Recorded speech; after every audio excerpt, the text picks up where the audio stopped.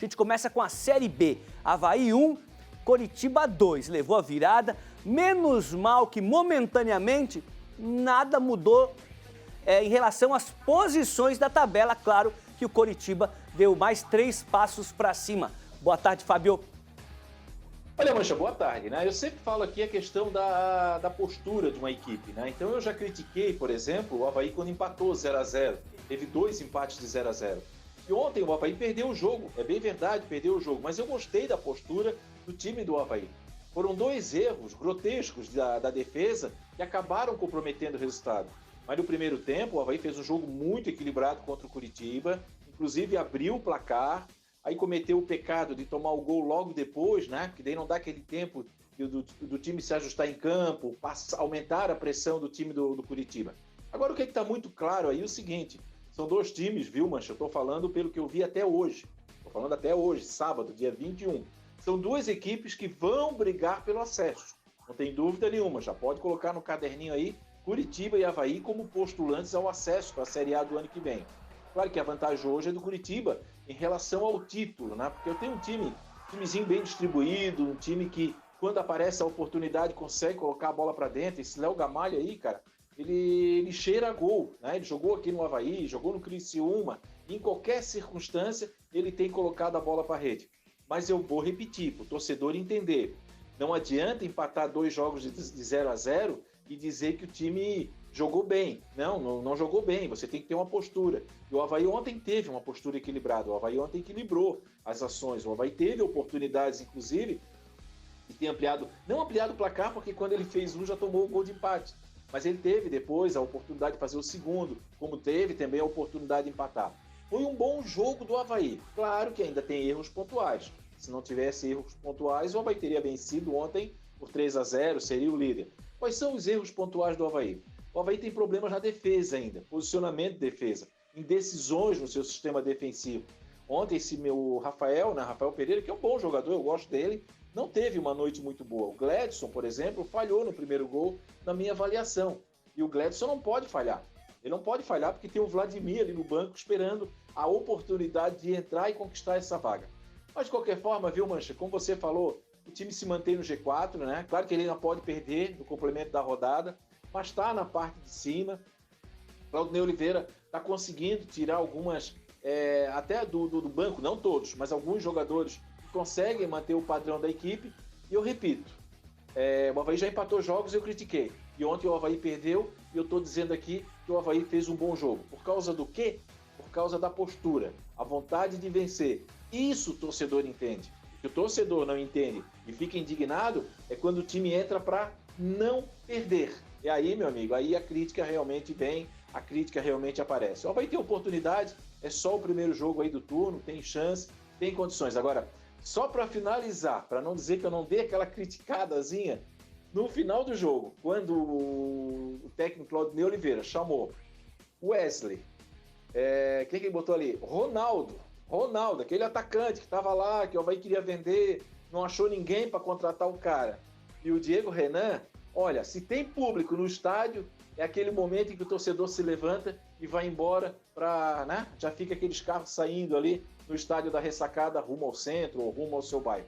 Mas eu repito, apesar do Avaí ter perdido o jogo, perdeu, não conquistou pontos, foi um jogo bastante equilibrado e deixou o torcedor, de certa forma, satisfeito pelo que viu. Conseguiu, em alguns momentos, ou na grande maioria, jogar de igual para igual com o líder da Série B.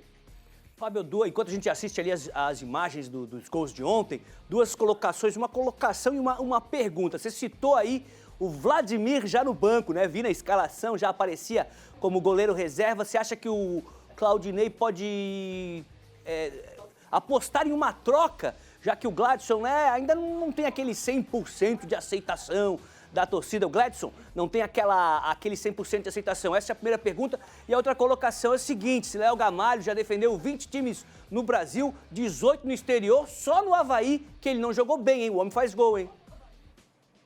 Tá, Mancha, primeiro eu vou te responder sobre o Gledson, né? Quando o Vladimir foi contratado, o Gledson estava em rota de colisão com a torcida. A torcida questionava muito o Gledson, algumas participações dele.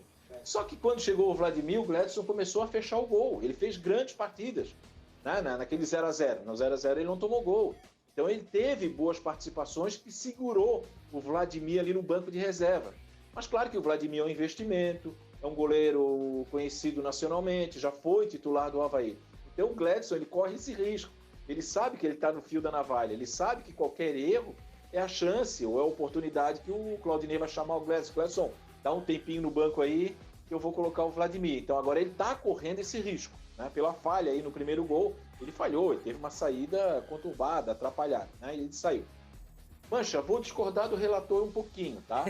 O Léo Gamalho jogou em 40 times, como você falou, mas no Avaí ele teve boa participação, tá? Ele teve, pelo menos, eu lembro de um 3-0 contra o Internacional no domingo de manhã, ele fez 2 gols, né? Depois ele tinha feito mais uns gols. Claro que na época ele acabou sucumbindo à campanha ruim do Avaí, que acabou determinando o rebaixamento. Então não foi só o Léo Gamalho, como foi todos os jogadores da época que não conseguiram. Mas você tem um ponto de razão. E eu vou dizer aonde que você tem um ponto de razão. Ele não é um jogador constante. Ele não é um jogador de ficar 3 anos num time. Ele é um cigano do futebol. Então ele é assim, ele é de altos e baixos, né? Mas pode pegar a carreira dele. Ele fez gols no Avaí, ele fez gols com a camisa do Criciúma. Em qualquer time que tiver o Léo Gamalho, ele vai estar colocando a bola para a rede. Legal, vamos fazer o seguinte, vamos seguir falando da Série B, daqui a pouco o Emerson vai entrar no papo também, o Badá, mas vamos para Itajaí conversar com o Marcelo Nunes sobre o Brusque, né? Xará, me conta tudo aí, como é que foi a semana do Bruscão, boa tarde. Fala, Mancha, tudo bem por aí? Um abraço para você, a todo mundo ligado no Clube da Bola.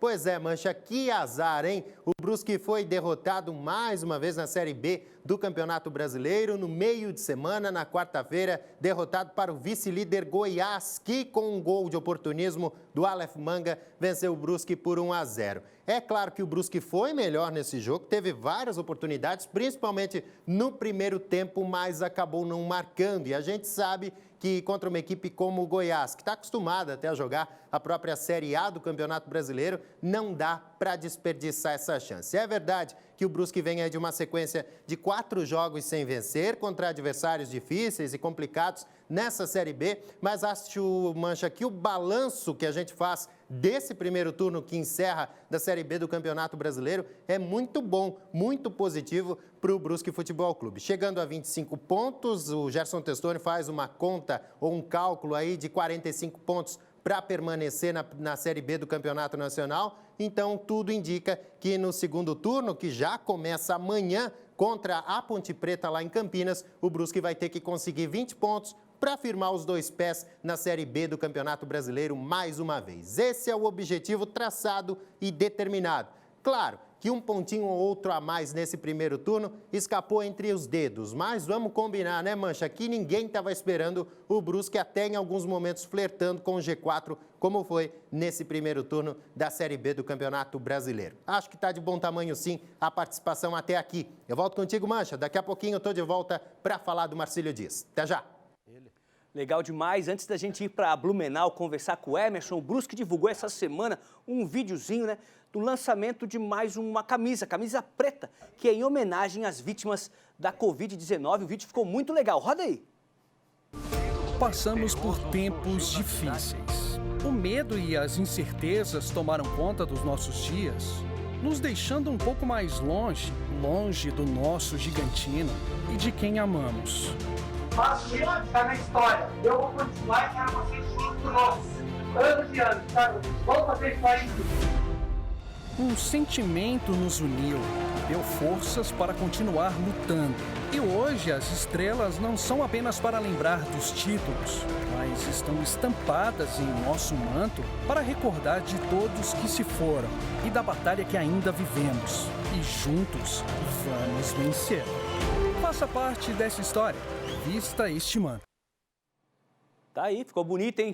Passei o videozinho antes do Emerson, porque eu sei que além de futebol, né, o cara tem estilo, entende de moda, ele e o Badá são sempre os mais adequados quando o estilo é o lançamento do uniforme, de uma camisa. Eu vou para Blumenau primeiro. Emerson, o que está te chamando a atenção nessa...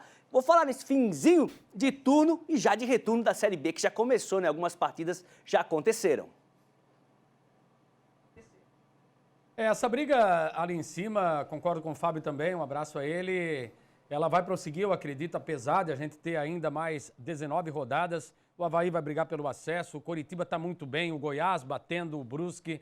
É um time também de muita estrutura, assim como o Coritiba, com investimento, que fez um elenco para subir. E também ratifico aí o comentário do Marcelo Nunes. O Brusque, acredito que internamente chegou a essa conclusão, que vai brigar para se manter, esse é o objetivo, porque o Brusque começou muito bem esse campeonato, surpreendendo todo mundo. Somou pontos importantes que deram esse gás para ele ter uma gordura para perder jogos com adversários que não estão no seu nível, no patamar. Agora, pela frente, ele vai voltar a enfrentar oponentes que estão brigando ali pelo acesso, por vagas para se manter, melhor dizendo, na Série B do Campeonato Brasileiro. A gente compara hoje uma estrutura do Brusque com Coritiba, com Goiás, com o próprio Avaí, com times lá de cima da região Nordeste, realmente fica muito difícil, fica muito longe esse tipo de comparativo. Mas, no geral, é isso aí. O Brusque tem que realmente trabalhar para se manter na Série B, para se reestruturar, porque dentro dessa sua caminhada,